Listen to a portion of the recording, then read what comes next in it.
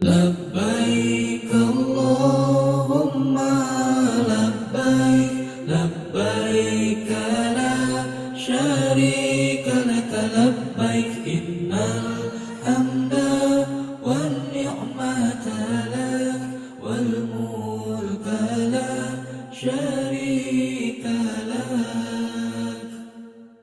Acara ini dipersembahkan oleh Retali Mustajab Travel Cabang Medan. Umroh hemat, ibadah nikmat. Assalamualaikum warahmatullahi wabarakatuh.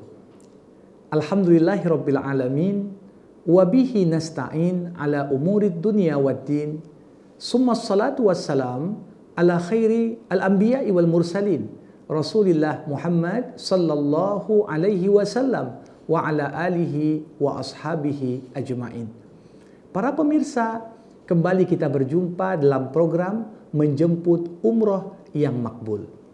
Episode kita yang ke-7 kali ini, kita akan membahas beberapa amalan-amalan yang sangat disunnahkan bagi kita untuk kita kerjakan saat melaksanakan ibadah umroh.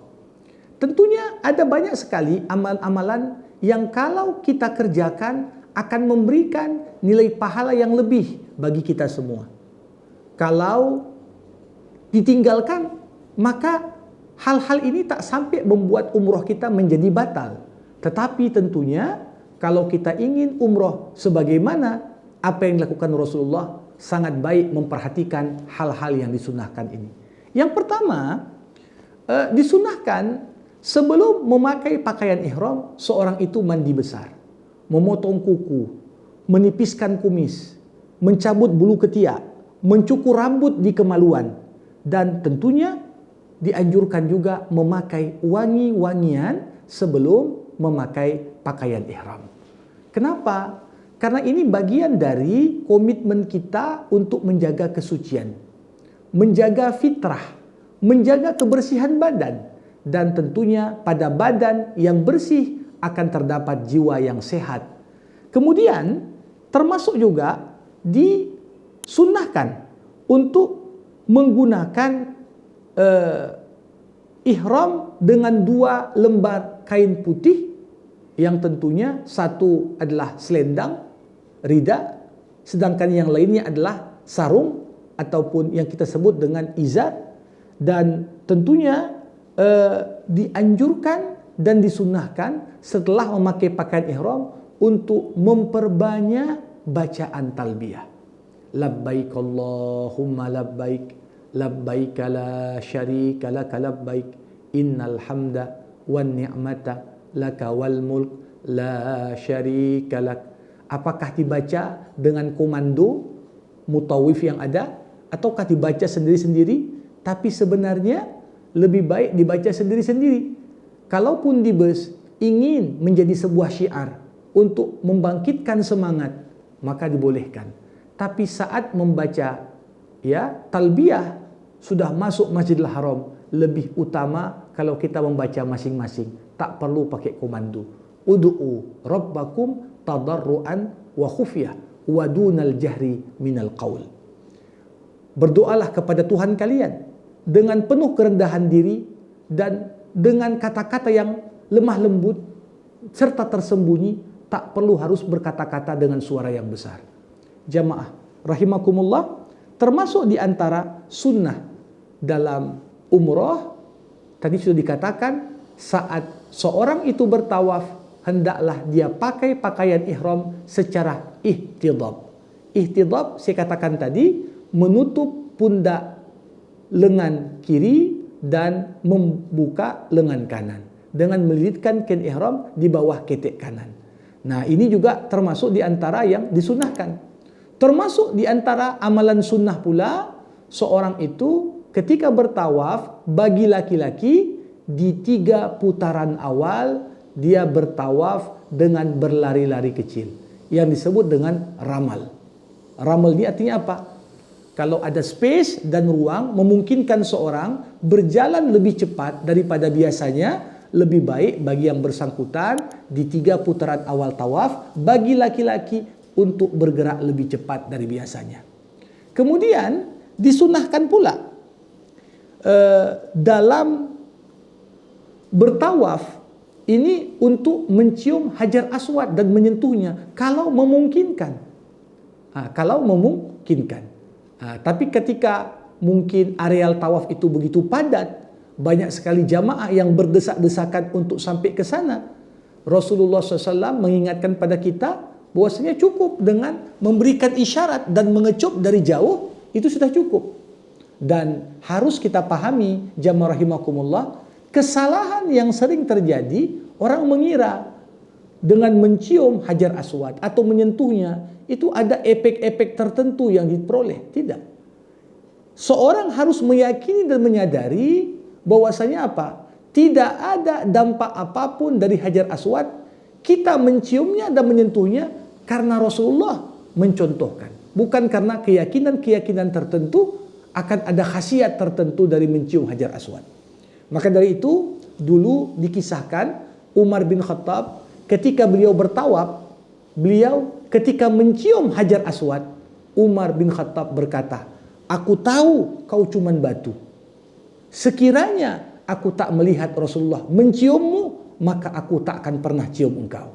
Inilah potret bagaimana seharusnya akidah seorang mukmin dalam menyikapi sunnah menyentuh dan mencium Hajar Aswad. Para hadirin sekalian, termasuk tidak dianjurkan seorang itu menyentuh dinding Ka'bah di keempat sisinya. Menyentuh sudut hanya dua saja yang dianjurkan. Menyentuh sudut rukun Yamani dan menyentuh sudut rukun Hajar Aswad. Kita sering melihat banyak jamaah yang sedang bertawaf terkesan seperti menggelantung di dinding-dinding Ka'bah.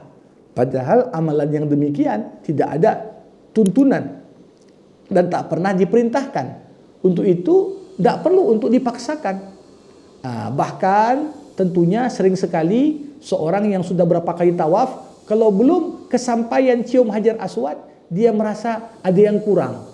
Maka dari itu momentum memilih waktu tawaf di saat areal tawaf tidak terlalu ramai, ini salah satu menjadi kunci. Tapi jangan jadikan semata-mata mencium Hajar Aswad sebagai tujuan yang kalau kita tak kesampaian, kita anggap tawaf dan umroh kita itu berkurang nilainya. Jamaah rahimakumullah, termasuk di antara sunnah ketika tawaf memperbanyak zikir. Apakah bentuk-bentuk zikir mutlak? Ya, mengucapkan subhanallah berulang-ulang kali, alhamdulillah berulang-ulang kali, Allahu akbar berulang-ulang kali, atau la ilaha illallah berulang-ulang kali, atau ketika dia membaca doa-doa khusus dan tertentu. Silahkan. Saya katakan di episode sebelumnya, tidak ada dasar mengkhususkan doa ketika tawaf kecuali doa yang dibaca antara rukun Yamani hingga rukun Hajar Aswad. Itulah doa sapu jagat. Rabbana atina fid dunya hasanah wa fil akhirati hasanah wa qina adzabannar. Termasuk di antara yang disunnahkan setelah selesai tawaf dan selesai solat 2 rakaat di belakang makam Ibrahim, dianjurkan kita untuk minum air Zam-Zam. Ini termasuk sunnah. Jadi jangan biarkan langsung kita masuk melaksanakan sa'i sebelum minum air Zam-Zam. Walaupun hanya beberapa teguk saja. Dan Rasulullah mengatakan, ma'u Zam-Zam lima syuribalah. Air Zam-Zam itu dapat memberikan kepada seorang apa yang dihajatkannya. Tentunya atas izin Allah Subhanahu wa ta'ala. Para hadirin, termasuk kalau kita lihat dalam sa'i, di antara amalan sunnah adalah tidak banyak berbicara, tapi memperbanyak zikir dan berlari-lari kecil bagi laki-laki ketika berada di area sa'i di antara 2 lampu hijau. Ketika kita laksanakan itu, maka kita telah laksanakan apa yang disunnahkan, apa yang diutamakan dalam melakukan ibadah umroh. Termasuk yang disunahkan lainnya bertahallul, mencukur habis rambut. Itu yang lebih baik khususnya bagi jamaah laki-laki. Sedangkan untuk perempuan mencukur habis justru itu dianggap makruh dan amalan yang tidak disukai Rasulullah Muhammad sallallahu alaihi wasallam. Demikian beberapa poin tentang hal-hal yang disunahkan untuk dapat kita kerjakan saat kita melaksanakan ibadah umroh, baik saat memasang niat, berihram di mikot, atau bahkan saat tawaf dan sa'i hingga tahallul. Mudah-mudahan bermanfaat. Wabillahil hidayatu wat taufik. Jangan lupa like dan subscribe Art Media Official. Assalamualaikum warahmatullahi wabarakatuh. Kami dari Travel Retali Medan membuka program tabungan umroh sebagai langkah awal menuju Baitullah. Ada 6 keistimewaan program tabungan umroh bersama Retali Medan. 1. Harga dan jangka waktu menabung yang fleksibel. 2. Dapat digantikan orang lain. 3. Aman tanpa riba. 4. Bebas memilih paket sesuai yang tersedia di Retali Medan. 5. Cicilan tabungan sesuai kemampuan. 6. Dapat ditransfer dari bank manapun. Caranya sangat mudah. Anda cukup melakukan setoran awal minimal Rp1.000.000, melampirkan fotokopi KTP dan fotokopi KK, serta mengisi formulir pendaftaran. Bersama Retali Medan, ibadah nikmat, biaya hemat. Hubungi admin kami di nomor kontak 0813 7073 3419 atau 0852 6190 0861.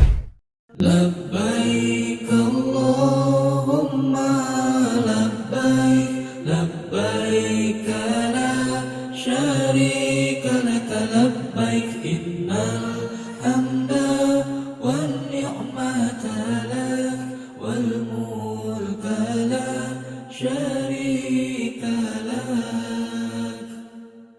Acara ini dipersembahkan oleh Retali Mustajab Travel Cabang Medan. Umroh hemat, ibadah nikmat.